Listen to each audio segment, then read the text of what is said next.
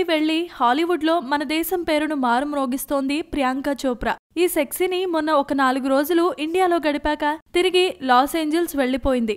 అక్కడే ఉంటూ తన కొత్త వెంచర్స్ తాలూకు షూటింగ్ లో పాల్గొంటోంది. ఇప్పుడు అమ్మడు సరదాగా మయామి బీచ్ లో తన స్నేహితులతో కలిసి కాలక్షేపం చేస్తోంది.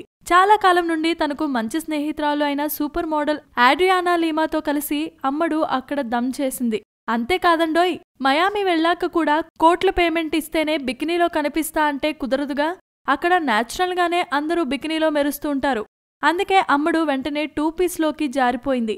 ఈ మధ్య ఫిట్నెస్ కాస్త మిస్ అయ్యి కొంచెం బొద్దుగా తయారైందేమో. జామ్ పండులా ఉంది, అబ్బబ్బా కొరికేయాలి అంటూ కె రాఘవేంద్రరావు తరహాలో ఒక పాటేసుకోవచ్చు జనాలు. ఈ జామ్ పండు ఇప్పుడు ఇంటర్నెట్ లో వైరల్ అయిపోవడంతో పెద్ద వింతేం లేదుగా.